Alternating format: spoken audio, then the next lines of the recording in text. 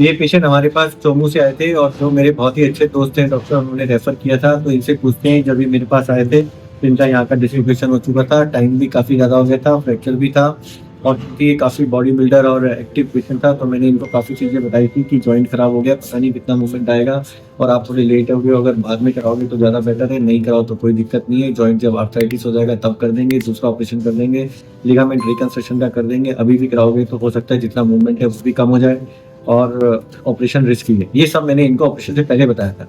अब ये अपनी स्टोरी बताएगा कि इतना गंदा सुनने के बाद भी मुझसे ऑपरेशन क्यों कराया और जो इतना अच्छा मूवमेंट है ना करके आज ही बाहर निकालिए और इतना अच्छा रिजल्ट कैसे है।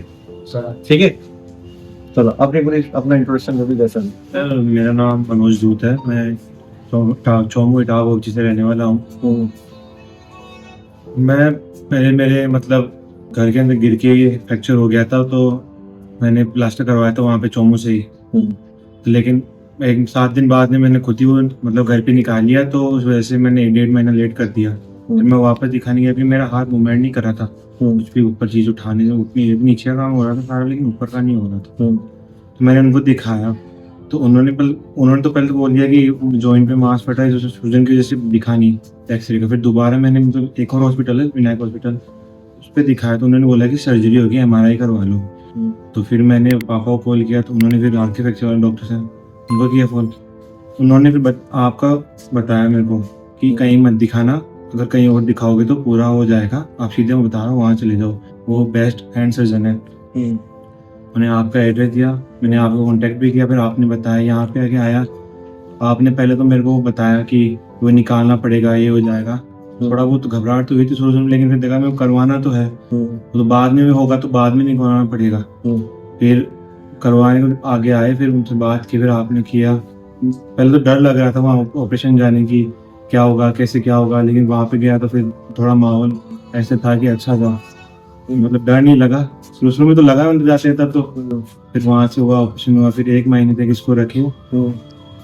वैसे लग रहा था कि शायद निकल गया, पता नहीं दर्द हो रहा था, निकल गया, ऐसे थोड़ा महसूस हो रहा था, लेकिन फिर ऐसे वाकई मेरे को कुछ नहीं है, उस वजह से हो रहा है वायरिंग की वजह से। फिर 1 महीने निकाल दिया, फिर यहाँ पे आया तो अच्छा मूवमेंट कर रहा है, हाथ मतलब इतना वो नहीं हो रहा, तो मतलब बहुत अच्छा हुआ है ऑपरेशन। कितना टाइम की दवाई दी थी हमने आपको?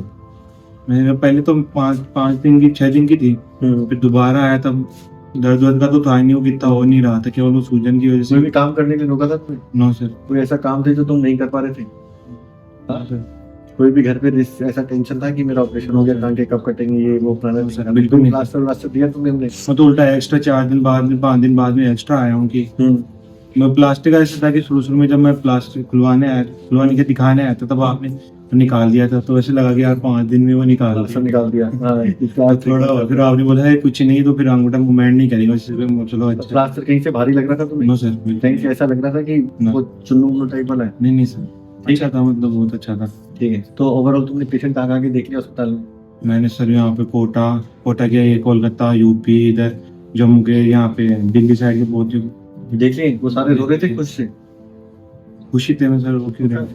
हाँ ठीक है, तो ये मैं इनसे एक्सपीरियंस आपको दिलवा रहा हूँ। भैया अगर आप एक्सपर्ट से मिल लोगे ना तो हो सकता है आप ठीक हो जाओ, लेकिन फिर भी उनके हाथ में ये चमत्कार नहीं है कि वो तुम सबको ठीक कर देंगे। इसलिए आपको पहले टाइम में बेस्ट एक्सपर्ट को ढूंढ के अपना ट्रीटमेंट करवा लो। और सारे डॉक्टर अच्छे होते हैं, जिन्होंने भी इनका ट्रीटमेंट किया शुरू में वही ट्रीटमेंट होना चाहिए था। अब ये क्वेश्चन आता है कि जब मेरे पास आ गए, फिर डॉक्टर ने कहा, तो मैंने उन डॉक्टर साहब को ये बताया था कि सर इंजरी सेफ है, नहीं है, सीवियर है। क्योंकि जब पेशेंट को हम जब कुछ भी बता देते हैं वो तो घबरा जाता है, लेकिन जो डॉक्टर भेजता है उनको ट्रस्ट पता होता है कि अगर यहाँ ठीक नहीं हुआ, कहीं नहीं हुआ।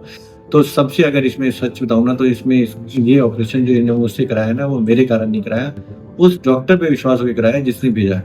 क्योंकि ये तो मुझे ढेले भर का नहीं जानते, लेकिन जिनके ऊपर इनको विश्वास है ना, अगर उसके बाद भी ठीक नहीं होते ना, तो ये उस डॉक्टर की जान खाते हैं।